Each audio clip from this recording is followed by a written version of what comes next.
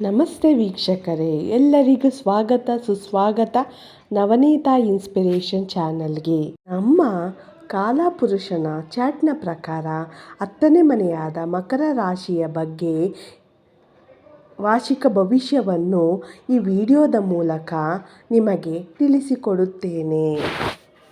2024-25ರಲ್ಲಿ ಮಕರ ರಾಶಿಯವರಿಗೆ ಯಾವ ಗ್ರಹಗಳು ಯಾವ ಸ್ಥಾನದಲ್ಲಿ ಇದ್ದಾರೆ ಎಂದು ಮೊದಲಿಗೆ ತಿಳಿಯೋಣ. ಶನಿ ಗ್ರಹವು 2ನೇ ಮನೆಯಲ್ಲಿದ್ದಾನೆ, ರಾಹುವು 3ನೇ ಮನೆಯಲ್ಲಿ ಹಾಗೂ ಗುರು 5ನೇ ಮನೆಯಲ್ಲಿ, ಕೇತು 9ನೇ ಮನೆಯಲ್ಲಿ ಇದ್ದಾನೆ. ಇವೆಲ್ಲ ಗ್ರಹಗಳು 2024-25ರದ್ದು. ಎಲ್ಲ ಗ್ರಹಗಳು ತಮ್ಮ ಸ್ಥಾನವನ್ನು ಬದಲಾಯಿಸುತ್ತಾರೆ ಮಾರ್ಚ್ 28, 2025ರ ನಂತರ. ಅದು ಯಾವ ಗ್ರಹಗಳು ಎಂದು ತಿಳಿಯೋಣ. ಮೊದಲಿಗೆ ಶನಿ ಗ್ರಹವು ಮಾರ್ಚ್ 28, 2025ರಂದು ಮೀನರಾಶಿಗೆ ಸಂಚರಿಸುತ್ತಾನೆ. ಈ ಸಂಚಾರದಿಂದಾಗಿ ಈ ಮಕರ ರಾಶಿಯವರಿಗೆ ಸಾಡೆಸಾತಿನಿಂದ ಬಿಡುಗಡೆ. ಈ ಶನಿ ಗ್ರಹವು ನಿಮ್ಮ ತೃತೀಯ ಭಾವಕ್ಕೆ ಸಂಚರಿಸುವುದರಿಂದ ನಿಮಗೆ ಶನಿ ಗ್ರಹವು ಶುಭ ಫಲವನ್ನೇ ನೀಡುತ್ತಾನೆ. ನಿಮ್ಮ ರಾಶ್ಯಾಧಿಪತಿಯಾಗಿ ನಿಮ್ಮ 3ನೇ ಮನೆಗೆ ಸಂಚರಿಸುತ್ತಾನೆ. ಈ ಸಂಚಾರದಿಂದಾಗಿ ನಿಮಗೆ ಒಳ್ಳೆಯ ಹೆಸರು, ಗೌರವ ಮತ್ತೆ ಹಿಂದಿರುಗುತ್ತದೆ. ಹಳೆಯ ಮಿತ್ರರು, ಬಂಧುಗಳು ಎಲ್ಲರೂ ನಿಮ್ಮನ್ನು ಗುರುತಿಸುತ್ತಾರೆ.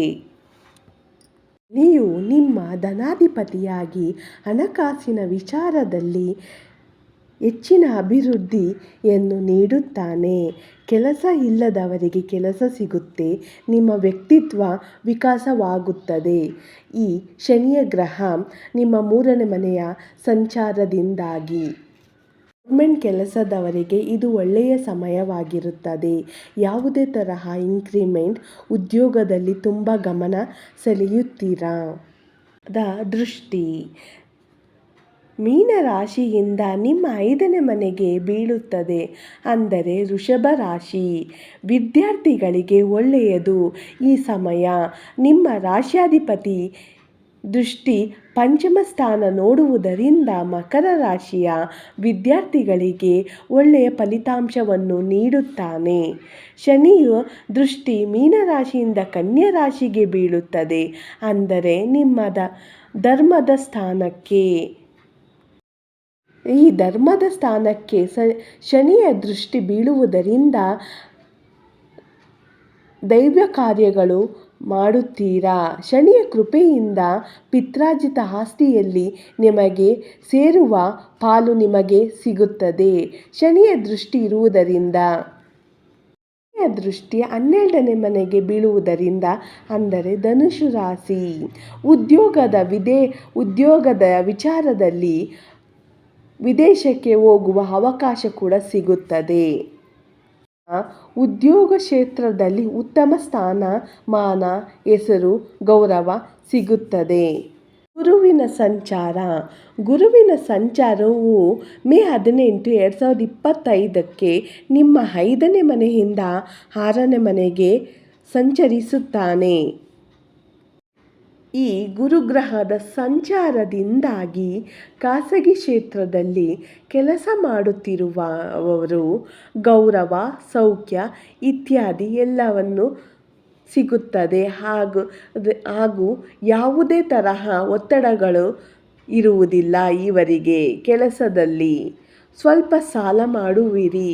ಯಾಕೆಂದರೆ ಆದರೆ ಒಳ್ಳೆಯ ಕೆಲಸಕ್ಕಾಗಿ, ಮನೆ ಕಟ್ಟುವುದಕ್ಕೆ, ಸೈಟ್ ಪರ್ಚೇಸ್ ಮಾಡುವುದಕ್ಕೆ, ಚಿನ್ನ, ಒಡವೆಯನ್ನು ಪರ್ಚೇಸ್ ಮಾಡುತ್ತೀರಾ.